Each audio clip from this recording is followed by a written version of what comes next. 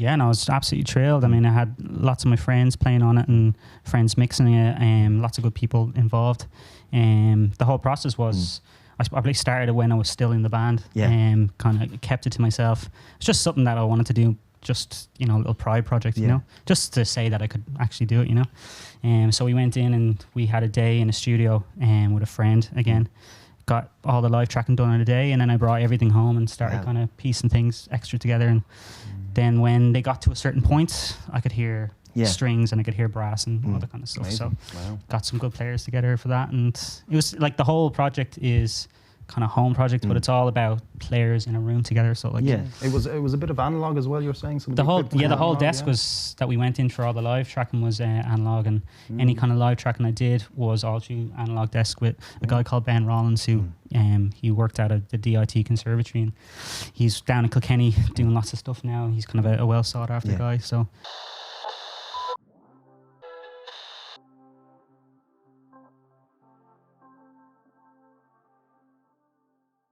Speaking of an experience you want to remember every second of, we have an amazing guest coming up right now, our second guest of the evening, who is a guest you will be familiar with if you are fans of Irish independent music, because this person was the frontman of renowned Irish band Gypsies on the Autobahn.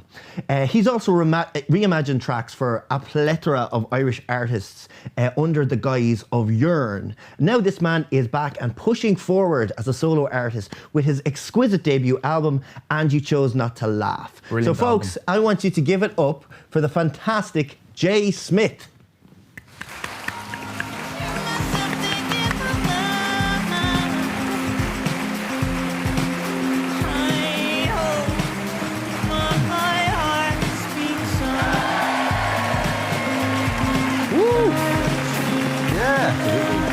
Oh, it's nice sitting on this side for a change. I know, right? It's very comfy couch. Are you feeling comfy there? You kind of dip in, don't you? This is 100%. Like, you know, I think it boosts the, the vibe, the endorphins. Yeah, absolutely, 100%. So we're once your exhaustive round of applause finishes. There we go. Because we can't hear it out here. No, is that the tune? I feel like I've all the power. Call the shots. That's what happened earlier then. So the round of applause kept happening, and now everyone's just like, "What? I don't hear anything. You big psycho." There you go. Now I know. Absolutely. So Jay, you're tremendously welcome to the show today. We're absolutely delighted to have you. And like I've listened to a lot of your back catalogue today, including your amazing first album. So we're going to get on to that. But first of all, I'm going to say to yourself, so you're, as a solo artist, you're coming on here, but you've kind of done all of this before. As in, you've done the press junkets, you've done the, chatting to the lads, you've done, the recorded, I suppose, songs. But have you done this on your own? Is it a different experience doing it by yourself than doing it with a band of brothers, going out with your own stuff and just having to do things on yourself? Every now and then it had to be me on my own because either someone would show up too hungover, not able to chat or anything. I mean, it's good in a way because you've no one else to blame. Everything falls on your own shoulders, so you just have to keep chugging away and making sure that you put your message out there and that people hear your voice, Absolutely. And do you find yourself is this something that comes naturally to you, or is it a thing? Are you, I'm a lot more comfortable behind the guitar and a mic. Absolutely, yeah. So this is all window dressing for what you would probably like to spend your time doing. Yeah, I mean, I haven't really spoke to anyone in about 15 months, so really? This is. I mean, I don't want to. Is that a good thing or a bad thing? There? Most of the time, it's a bad thing, but absolutely. But I suppose it's like a fantastic way to focus on your music. So your debut album is incredibly moving, as I said earlier, and it's like between your singing, between your playing, the orchestral movements, like over the course of the album, it's like it brings you to a real emotional height. And I wanted to ask you, what was the process behind that album, and what was the story behind that album, and were you happy with it when it was finished? Yeah, no, I was absolutely thrilled. I mean, I had lots of my friends playing on it and friends mixing it, lots of good people involved. The whole process was, I probably started it when I was still in the band, kind of kept it to myself. It's just something that I wanted to do, just, a little pride project, just to say that I could actually do it, so we went in and we had a day in a studio with a friend again. got all the live tracking done in a day, and then I brought everything home and started kind of piecing things extra together. And then when they got to a certain point, I could hear strings and I could hear brass and all that kind of stuff. Amazing. So got some good players together for that. And it was like the whole project is kind of home project, but it's all about players in a room together. So like it was a bit of analog as well. You were saying some the whole desk was that we went in for all the live tracking was analog, and any kind of live tracking I did was all through analog desk with a guy called Ben Rollins who he worked out at the DIT Conservatory, and he's down in Kilkenny doing lots of stuff now. He's kind of a well sought after guy. So we'd like analog was exactly what we wanted, and we all wanted to kind of have a sound of players playing together in a room. Like it's me, 2 friends, and my brother. So and we've been friends for so long because we had the same management. They were with LITECOIN Cars, and now they're with Soda Blonde, who just put out an album today, which is phenomenal. Amazing. But so we were drinking buddies. We were hanging out all the time, and me and my brother Dan, he was in the band Gypsies with me, and like we're only 11 months apart, so there was a kinship the whole time. So that was the kind of process of it. The story behind most of it is it was all based around maybe like love and the darker side of love. I had chatted to a friend who's I was like, oh, why don't you ever just like write a love song for your wife, you know? I don't really I don't know, that would feel kind of weird. If someone tells you to do that, you're never going to respond to that. Because every other song was about like assholes he's had in his life, or like people who annoy him and that kind of stuff. So so I I'm going to write a whole album about love, you know? That's what my plan was. And I didn't want it to be a kind of crooner kind of album. You know, that wasn't what the kind of love I wanted to portray. And then it was on my wife's birthday, we miscarried our first child. So that coloured a lot of it, and kind of everything. After that point, most of the lyrics are written, and it was about, we got very close because of the whole thing. We hadn't known a lot of people who went through the same thing, so people came out of the woodwork, you know, quite fast and told us their stories. And I was very, like, even to this day, like, I haven't talked to another man face to face who's gone through it. My wife's amazing. She's put on like whole talks with people, like where people can share about their own miscarriages, pregnancy losses, wherever it has. So she's had a lot of people to talk to about. Like even myself as a 30-year-old man, I hadn't really met anyone who'd went through it, and I hadn't spoke to another man. So I wanted to be very open and very vulnerable and very raw, and it was coming from a place where Gypsies had started to, we were saying our goodbyes to the world, and so I was in a very angry place as well. So that helped with me allowing myself to be as raw as I could, because at that point it didn't really matter what other people. It was basically just about me trying to get as raw a thing out as I could. And music helps process obviously a lot of stuff. And I mean, I'm a quiet guy, so I don't chat these things too much, but I'm very happy to stand up in front of a crowd and say these kind of things. That gives me a place in which I feel I can talk about it. And I know that when you colour these kind of topics in some kind of like maybe a nice kind of song, or some kind of orchestral stuff, it kind of helps ease the conversation a little bit. And so that was my kind of goal with this album anyway. And I mean, right now we're expecting a child, and amazing, and he could come any minute. So I'm looking out there at the back there for Keith, because he has my phone. We're looking for hand signals. It's like, get out of here, go. I just saw him. He just ran to grab the phone. We got the engine started and everything outside for you. So it could come any moment now. That's amazing. That's the good side at the end of the. Thanks so much for popping in as well, all things considered. I mean, my wife didn't want me to come down, but I was a bit naive. It's like, the due date's not for another 2 weeks, but then you never know. You never know. I'm praying I get home just enough. For sure. So I was going to say to you that it's like, obviously this has been a very transformative experience for you. Considering everything that happened, and you had to do that through a lockdown as well. I was just thinking, so you had obviously, especially with your brother being in the Gypsies on the Autobahn, was this a completely different experience writing this album,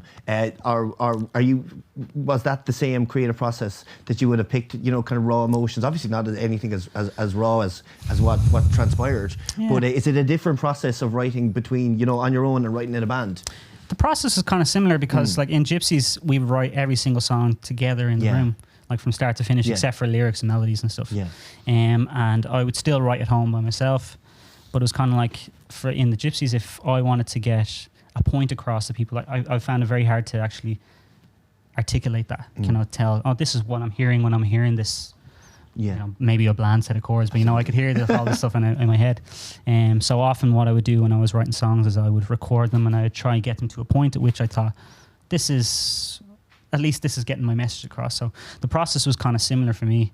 The only difference was I had to find players to do it, and I had to ensure that every part of each song was good, and I didn't have someone else to really bounce these kind of things off, except some very, very close friends here. And my brother as well, Dan, he was a great help with throughout the whole thing. So we're only 11 months apart, as I said, so like we're best friends. So it was easy to kind of swindle him into the project, was it? Yeah, and he's got a great ear for music, and he's an amazing piano player, but he played drums with the Gypsies, and there was a song on it, the second song, In the Depths of Something Beautiful, that I knew he was going to be the kind of the drummer I wanted to play in it, because he just has a feel. For sure. And drummers, I mean, that's what drummers are. They have a feel. Like that's like they can play the exact same pattern, but it sounds different in every single player. That differentiate between a good and a great drummer, really, isn't it? Yeah, and even with the great drummers, I've done a lot of work with Max Zaska, who is an artist called Zaska. That's his funk band name, and I've seen like astonishing players who've came through New Park, players who've just really taught themselves a lot and playing the exact same patterns, same rhythms, but it's whatever. It's just maybe a feel or how someone hits something. The nuances. So I just knew he was going to be on one or two of the songs anyway. So yeah, it's brilliant. Tell us a little bit about the remixes as well, because you released 3 remixes, wasn't it? Blood Orange. I've done. Yeah, I did. Yeah, I did 3. Something Beautiful you mentioned as well, of course, and I'm Sorry as well. Tell us a little bit about how that came about. I mean, that Urine project was just, there's kind of a lot of stuff, kind of like encapsulated with trying to put out music. There's like this, like a slog kind of thing. You make the music, and then it's the next bit is the hard bit, So Urine is this project that I started when I was in the Gypsies, that was so far removed from the Gypsies that it didn't feel like I was treading on anyone's shoes, or it was just easy stuff, that ways to collaborate with people. So I always kind of hear melodies and see if there's different chord structures that can play behind them and put them to kind of like dance beats and go for that. So I was trying to snowball the album release. So I decided to put out the set 3 remixes before the album came out, just to try and get as many people chatting about it, So it was fun. I love doing them. It's so much fun, and I don't have too much attachment to where these things go. It's a nice thing to spend a couple hours at. And just the remixes are great, because I speak to a lot of singer-songwriters that would have a remix version of their song, and it seems to be a common thing, isn't it, to kind of branch out to sort of people that might not be used to listening to singer-songwriters as well, that might be kind of more used to the kind of commercial radio thing, so you're kind of reaching out to sort of a wider audience and pulling them into you as well. So and it's a great idea. There's a massive culture now, exactly, with like social media. Like you see, like TikTok is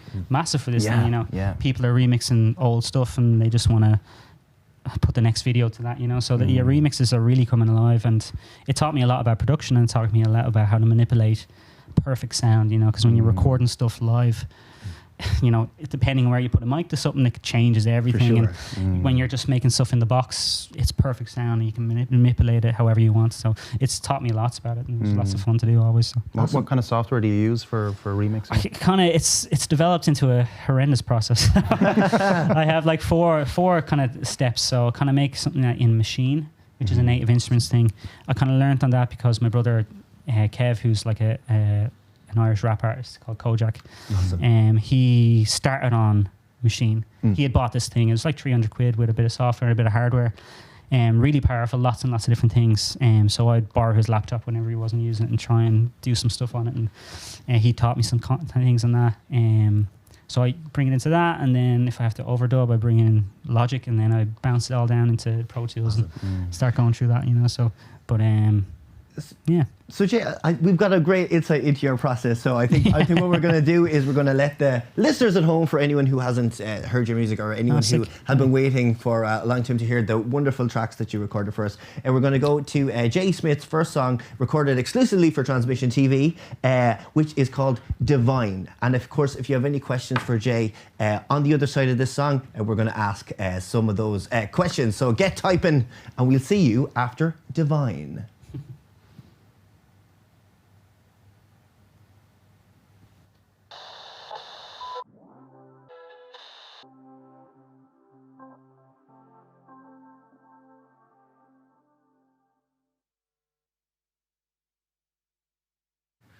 Folks, so we are back with the amazing Jay Smith, and that was divine. So, folks, that was divine. Divine. That it was 100% divine by name, divine by nature. It was always going to happen, wasn't it? 100%, absolutely. This is it. Sorry for that. I shouldn't have. I'll just. I mean, that's why it's a good song title. You could have called it. There's many quips. 100%. Yeah. So, folks, get those questions coming in. We have a couple.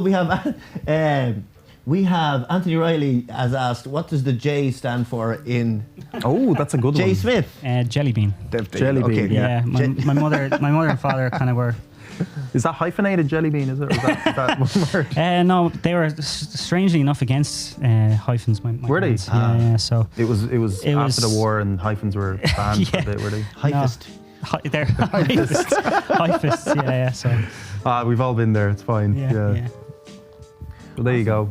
So we have some amazing songs coming in, or comments coming in. We have Adele McAleer, I believe, says, yes, this song reminds me of Neil Young, Harvest Moon, which is a good compliment. Banging tune. Speaking of fantastic banging tunes, I have a little question for you myself. So whenever I'm talking to other artists on this show, I always like to ask about the little interesting minutiae of, when you're on stage and when you're performing, that one moment where you just think, you just get that rush and you know that this is what you want to do. Where it could be on stage, it could be, in the recording studio, it could be writing something down and you just get that flush. And I talked to a lot of artists who are like, we have that moment. But is any particular moment that comes to your mind where you just were playing music or involved in music and you just thought, this is class and this is what I want. I've made the correct decision applying this to my life?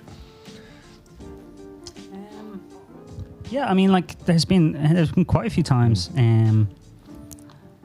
but I think it's kind of when you finish a song and you look out to the crowd and you speak, and then the whole place goes quiet and listens to you. Mm-hmm. There's been a good few moments, because I would have spoke quite openly and frankly when I was with the Gypsies, and there's a kind of moments where you really feel listened to. I think everyone's striving for that in life. It doesn't have to be on stage. You just want to.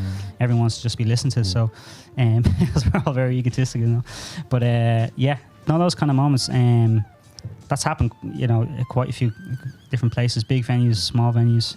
What's been a standout audience for you then in that regard? I mean, Ruby Sessions was always incredible. It was always amazing for that. It's very kind of homey there as well. It's close, isn't it? Yeah, I mean, Connor, who sets it up, along with a couple other people, they it's always been that way. They've always they've made it their mission to have people, who just want to hear music, want to hear good stuff, and they don't know what they're going to see, and they make a point of people miss the last bus home. There's the whole thing. Ruby Sessions have always been incredible, and Whelan's, it's like there's a couple of great shows in there, and Vicar Street had a couple of moments as well, but Ruby Sessions was always top of my list of the place I wanted to play. So hopefully that comes back now with the.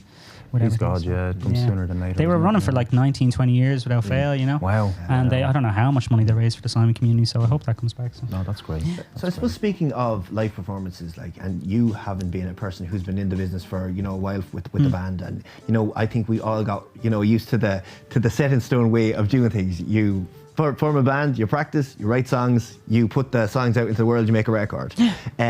Obviously, that's all been turned on its head. Yeah. So for you, who obviously, have had singles, have had records out before, how is it different this time with the change in how you need to promote your music and how you need to think about it? There's no live crowds. There's no, does it change the way you approach making music as an artist, or? Yeah, I know what you mean. I find if you are changing your process to suit those kind of things, I think that's a detriment. If so happen that your process fits that kind of mold, that's good on you. But no, I don't think anyone should change their process. Especially if they've hit a winner, you shouldn't change your process. I mean, there's differences nowadays. People are kind of putting out singles more often and kind of stacking the singles. Maybe wait, not like, but I'm a romantic. I like big, big things. Like sat down today, listened Soda Blonde's album that came out. My brother Kojak, his album came out. I love sitting down and just listening to a moment in this person's life, from start to finish. I just absolutely love that thing. So I know it's not the best in terms of social marketing and stuff, but putting out large things, I think, is the way I like to hear music anyway. So. Have you considered putting it on vinyl, or have you put this out on vinyl? I haven't put it out on vinyl. Okay. No. I mean, I was funding it all myself, so it just got a little bit pricey. But I'll be doing something for Christmas anyway. Just have a small limited edition. Awesome. It's nice to have the physical copy of something, isn't it? Yeah, And that's exactly. something that we've kind of lost as well, isn't it? A lot with marketing. I think it's coming and stuff. back because that's how people feel they can contribute to the artist now by buying their merch. And I don't know how many people actually listen to vinyl, but the vinyl sales are, For sure. are amazing, you know. Absolutely. Yeah, they have come back. And yeah. it is a lovely thing to take it out of the sleeve. Oh, stop, yeah, and have the little them in the visuals and right everything. place Yeah. and stuff, yeah. The process Yeah. of listening to music. Well, we were talking about tapes earlier, Yeah, weren't yeah, we? absolutely. When we were with Sive Skelly, and we were like, Yeah. oh, maybe we should bring tapes back as well. But you they know, are why not? back. They're back You're saying already. they're back. Loads Yeah. of people put already. a cassette. Yeah, I don't know yeah, how many yeah. I've seen people a listen to couple them of as I well. know, like, but they're it's least very for a hard. souvenir. It's easier to find a record player than Yeah, a for sure. cassette player. 100%, yeah. Oh, well, I might have one in my attic somewhere, I'm sure. See, Like, my Or your that ma's all talk boy. sold or something. Yeah. it's funny, you think that this stuff, as technology improves, it's all just Yeah. become obsolete. But there is something about the nostalgia of things, isn't it, with our generation? I suppose as well with the new generation of like, oh, they never experienced that. So to have it even on like a cassette, for example, to have it even on your shelf or something, it holds more value than what it used to be when it had a practical value almost. Yeah. Do you know what I mean? So it's And interesting. music's how just things- up in the ether now these days. you know, Yeah, there's nothing to physically hold on to. Like, That's it. Yeah. it's strange. yeah. So now, before we move on to our little fun segment, we have a few comments. Oh, I can't wait for this one. We have our I'm shiting famous it. last words. We have a few comments that people have given in just on what they were listening to there. Jesus. So basically, we have. Sorry, 1 second. I'm wolfing. It's like we have no comments. Yeah, actually, yeah. that was. Yeah. Absolutely. I can't read. So I was basically, gonna say put your glasses on, but you have them on. We have this is it. We have another question from Anthony Riley. As a man with his own experience in the music industry, what is your take on the route Sive Skelly and people like that take? As in the social, I presume, talk That's a about the fair social question. media type of, purely based on social media rather than, Well, I suppose Sive is different because she does the busking, but as in launching a career via social media. I mean, I don't like the fact that you have to do that, but I think every artist has to adapt with there's like been no successful artist who hasn't adapted to changes in, how media goes out, So I think we just, I'd like to be able to change it, but I don't think there's enough people who want to change it, So I think artists just have to adapt to it. Sure. And it's amazing that you can put a video out and these many people watch it or listen to it, Sure. and maybe re-listen and re-watch it, send to friends, It can be so organic to get it out there. And that I have a lot of gripes with how things are controlled, how like information is controlled, If you're not active, these things don't go out, But that's all about artists not adapting, sure. really. Absolutely. If you're not doing it all the time, then you haven't adapted to the new, things. We also have, we'll take one more question, and this is from Brew. So, how you doing, You Brew? sure you wanna read that to one see out? you. Okay. It's actually a good question. So, Brew Only says messing, Brew. that I never see Jay wonder play if you know basic Brew. chords. So was wondering, does Jay use different tuning? What sort of tuning do you use? Because he says he never sees you play different chords. This album has 2 tunings. I tend to throw a lot of different things, but I always have my mind in live as well, so how easy it would be to swap guitars out and that kind of stuff. So there's a standard tune, and then there's this one that I learned from Paul Grady, which is like it's DGD GBD. It's kind of like if you're going to do DAD F sharp AD, it's the same chord shapes. I don't know how interesting it is, but same chord shapes, but just down a string. So I just started using them for the crack. I was learning one of his songs, to Art McBride or something, I think, and just love the tuning. So Sure. so there's 2 tunings on the record. Yeah. So thanks, folks. Thanks for your questions. If you have any more questions or comments, we've got a million comments here just saying how amazing your voice is, how amazing your songs are, how amazing your playing is. So thanks to everybody that has commented. But at the moment, what we're going to do is we're going to absolutely kill you here, because this is our fun segment. Because we heard that you are a what did they call it? A cinephile, a fan of cinema in all shapes and forms. I thought. You've never heard the word cinephile? Cinephile. No, Really? I've never heard that I thought either, you were being actually. very I think I'm abrasive going to all of a sudden. No. No. Okay, cinephile. Okay. Absolutely. Okay. Well, Anything with file at the end is always it's a little bit dark, scary. so Yeah, I okay, get you. I get well, you. I mean no harm. So anyway, what we've done is we've come up with this little game for yourself, Jay. So what we've done is we have taken various trailers. Okay. From was going to say well-known movies, but we went out of our way to get just stuff you would sugar. never have heard of. Okay. And we are going to You have a hat. I have a hat. We're going underneath to do your table. True. We're going to do our best. What do you call it? Movie trailer voice. Movie trailer voice. Yeah. You know, like this summer, and we're going to narrate some of these things, and just basically use your imagination. We're going to just basically react to what we see on the screen. Just go with what's on screen, but we're going to actually, there's going to be a little bit of a help. So we've got actually pre-existing sentences in the hat as well to kind of start us off, and then from there we're going to continue with the film. Yeah, so this is going to be crazy. Guys at home, I hope this works out to be mildly entertainment, this segment. Not because because we've never done anything like this before, and we're kind of putting James on the spot here, so apologies, James. But it's a bit of crack. And what's the say? If you want to roll the clip there, Keito, it's called the movie trailer challenge. Yes.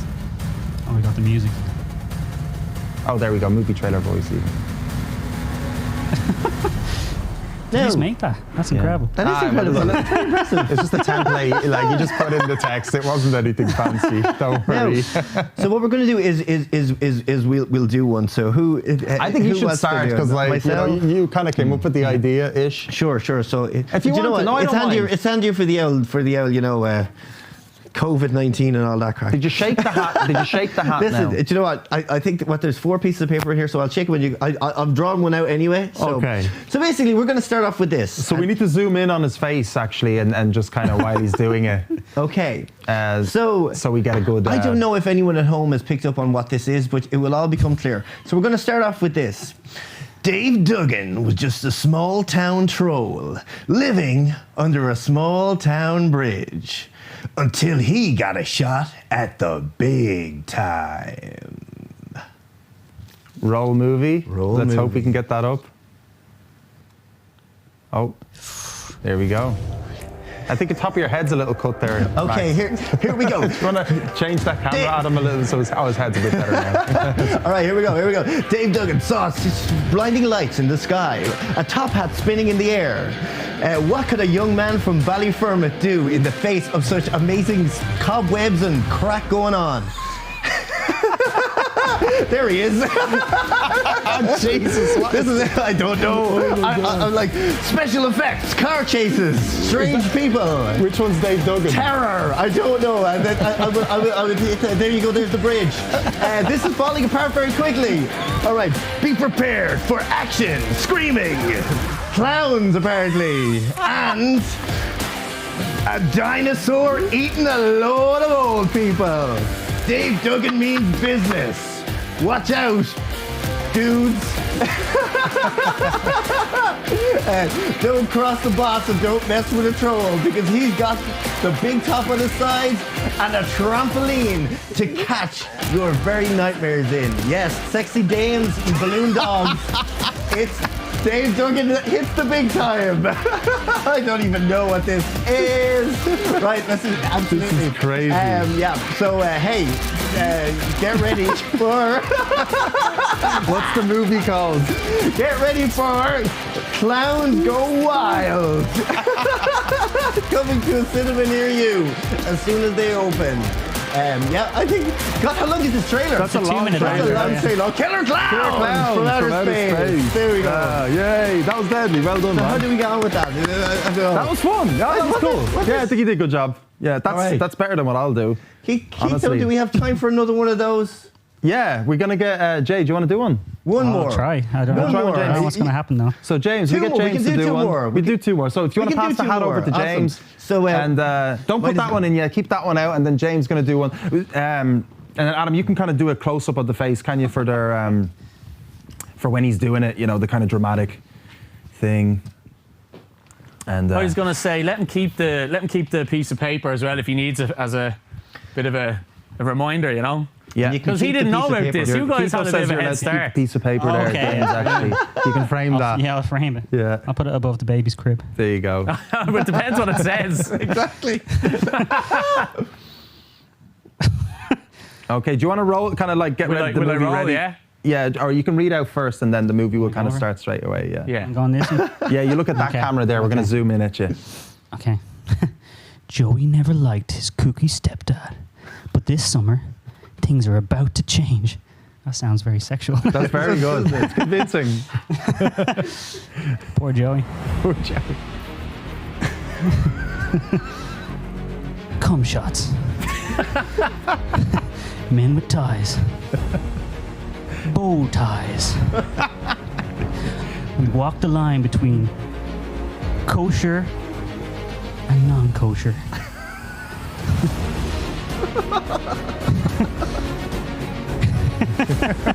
Jeff Goldblum. God, this is a hard one. Which one's Joey? His stepdad never knew. His mom slept around. Until one day, a cowboy and a dress. So much happening. And aliens and Mad Max and what the flip is this movie? I have no idea what this is. It looks. This summer things are about to change. Where the Power Rangers lose their Buckaroo Banzai. What the hell was across that? the 8th dimension. Oh God! I don't think on the spot. That was pretty good. That was amazing. On the That was spot, good. like, That was fair good. play On to the you. spot, you No, did we well. You definitely did put well. you on the spot. Fair play to you. All right. Let's get me over with, guys. Yes, and let's do it. By the Let's way, do it. this hat was a gift by one of our guests, Chase Nova. Oh. Yeah, gave us this hat. And he said he was gifted it by a club owner or something like that. Because I was yeah. looking at it and I didn't know whether we should address it. I was like, oh shit, was this stolen? Yeah, no, that's okay. That's okay. The scaredy cat. The scaredy cat. Yeah, it's kind of nice. Kozak, I'm going to just say this. This is the last one that's left. Is it the worst one? No, it's I think it's the one that's most applicable to you. So I'm really, wow. really looking forward to seeing what job okay. you do on it. Well, look, anyway, I've done worse things on this show, so Sure. whatever, you know. Okay. Which camera am I looking at? This one, is it? This one, is it? Okay. Excuse me, I gotta get my voice ready. So Keith, are you ready for the clip, yeah? Is that lined up? So I'll just announce this first. Okay, so let me put my theater voice on. Coming to a theater near you, a brand new movie that critics are calling even sexier than Angela's Ashes. Angela started off in a really dodgy neighborhood with a couple of his mates. His ma was a bit of a skank, wearing sunglasses. But all things began to change when he began to notice a woman and then a man standing beside him. Then he decided, do you know what, I'm gonna start a rock band. And then this bleeding yoke came out the side of the stage and started looking at him and he was like, come on to the stage. And that's where things got creepy. The one-eyed monster became part of Angela's dream. Things are hyped up more than they should be in this film. This blockbuster, coming to a theater near you, will engage, enthrall, and make you feel weird inside. Naked bodies of men, big hair, and thrusting crotches are only a few of the things you will enjoy in this experience. So bring your popcorn and bring your soda for the blockbuster of the summer, featuring Joseph Smith as Angela, Peter Johnson as the weird one-eyed alien, Rick Toby that plays the hand that just went through that man's body, starring John Kill Tor, produced by John Mickle Tor, and everything else was actually done by that one person, weirdly enough. Guest starring some porn stars probably on the side.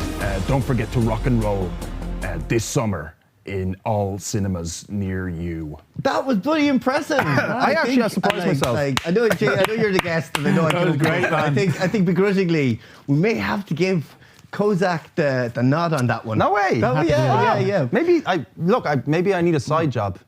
Maybe I should do this. Maybe you should. I was like, you see how that shit that John Mickle Tor was doing, and that with the bare chested and the big hair. Yeah. I think that's your OnlyFans that we were talking about earlier on. That's Don't be your mentioning angle. that in front of James That's here your now. angle. All right, this is Things you uncalled could for. buy for the place We're only with your OnlyFans. surmising. We're only planning out loud. It's fine. It's in the works. It's in the works. Yeah, absolutely. Yeah, I mean, absolutely. We just have to iron out the kinks. got to make money. Yeah, and put in the kinks. It's The applicable 2021. kinks. You know, This it's is what it. the Gen Zs are all about now. You're 100%. saying, you know, you have to kind of mold your. Well, you don't have to. It's like stick to your truths, but sometimes you have to, you know, work with the system that's in play. And OnlyFans is staring me in the face. Absolutely.